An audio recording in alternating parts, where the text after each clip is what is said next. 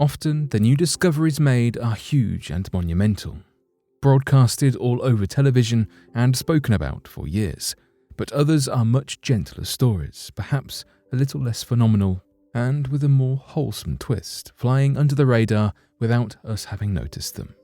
So today, here at Unexplained Mysteries, we'll be taking a look at 3 interesting finds and the stories behind them.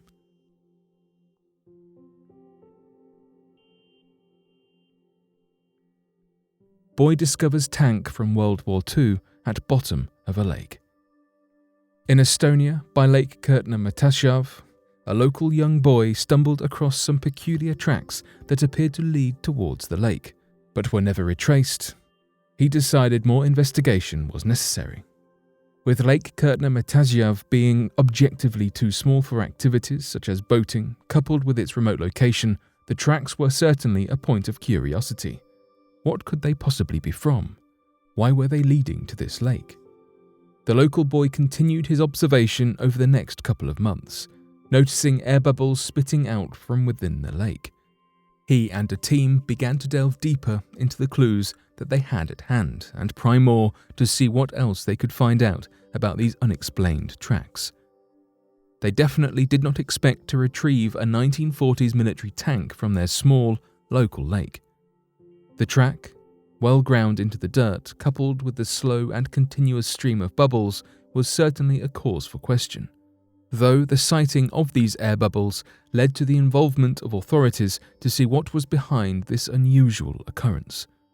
The process began at 9 a.m. to remove this colossal mystery item, with a weight clocking in at 30 tons, taking 8 long hours to move, and the employment of giant steel cables and heavy-duty equipment, including a 68-ton bulldozer. When it became clear that the team was excavating a full-sized military tank, many locals were left with plenty of questions. The gigantic tank was clearly from the Second World War, marked and identifiable through the markings along it. Having inspected the markings a little closer, this tank appeared to be a Soviet-built tank, a T-3476A, left in near-perfect condition before being taken over by German soldiers and eventually abandoned in the lake in order to prevent enemy forces from being able to access it. The tank has been fixed up, restored, and repaired. It has now been restored to its former glory. World War II love letters wash up on New Jersey beach. A love story sure to melt your heart, certainly fit for a Disney film, unfolded in the November of 2012, though it starts much earlier. In 2012, after the havoc wreaked by Hurricane Sandy, a 14-year-old boy, Patrick Cheney, was walking along the disturbed beach trail or Sandy Hook Bay in the Atlantic Highlands of New Jersey with his family when something rather peculiar caught his eye. Patrick's mother, Kathleen Cheney, said, "I wanted to return them to whoever they belonged to," and embarked on her mission to trace the original recipient of these 57 thoughtful and affectionate love letters. Patrick took the letters home and dried each one in front of the fireplace, taking care to not damage them and restore them as best as he possibly could. When she began looking for clues, Kathleen began to place a picture of this couple. A young woman, Dorothy Fallon, wrote to her fiancé, Lynn Farnham, in the run-up to their wedding, and every word of every letter told a story of love, romance, and care. Their letters were dated from 1942 to 1948, with one 1948 letter reading, "Well, darling, 2 weeks from today, and we will be married." As Kathleen read, she pieced more and more of the puzzle together, though still could not figure out exactly why this couple had been kept apart, with no mention as to why Lynn Farnham was in Vermont.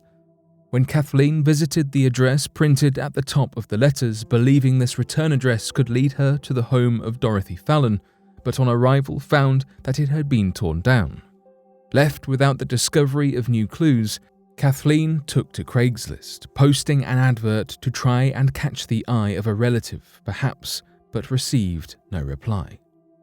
The next step in this mission was to visit findagrave.com, where she found Lynn Farnham, who reportedly passed away in 1991. She left a posting under the site page and a niece of Dorothy and Lynn got in touch from Virginia. A phone call with apparently plenty of tears and the revelation that Dorothy, aged 91 in 2012, lived in New Jersey, Asbury Park, in frail health conditions. There were plenty of promises to get the letters back to the family as soon as possible. Dorothy's niece explains the appearance of the box there was rather peculiar, with no relatives living within the area.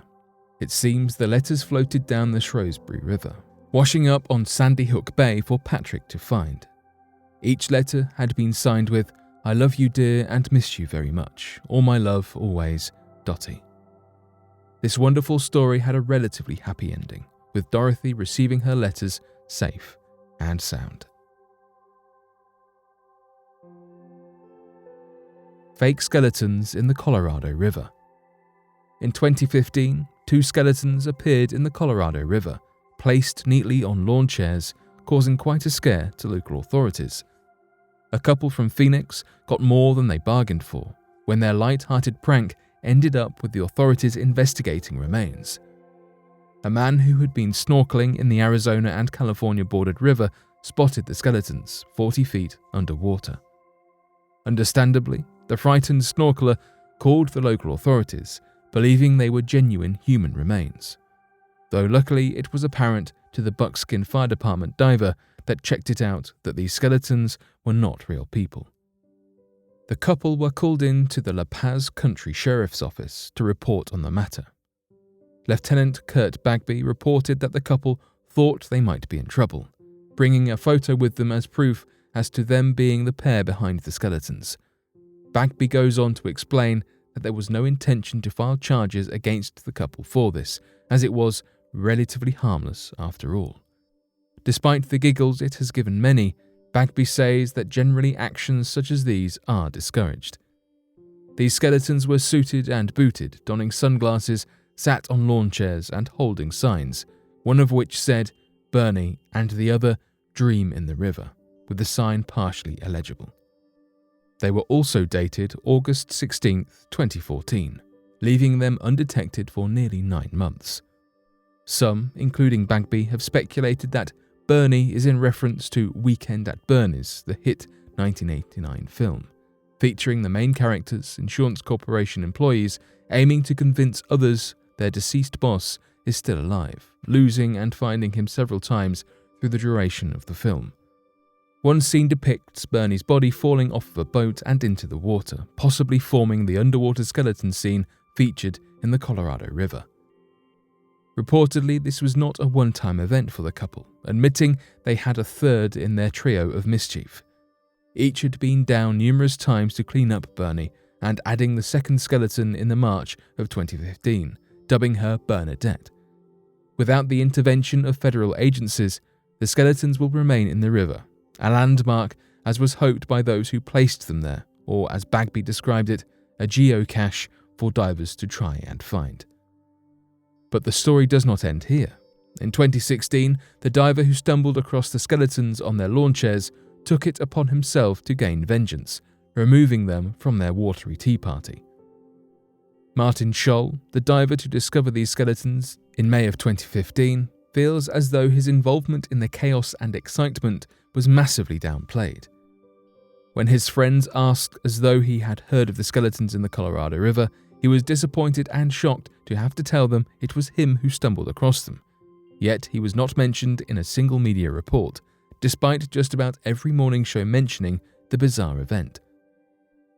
Disappointed with the emphasis on Bagby, the country sheriff, who pointed out it is unwise to assume someone would be happy with press coverage including their name, Scholl decided to take his revenge. The bony cast of this soggy tea party were lifted out of the river, taken by Scholl to his home balcony. He said he would be willing to return them after Halloween had passed, much to the disappointment of many. What had begun as a weird little joke had become a fun attraction to recreational divers.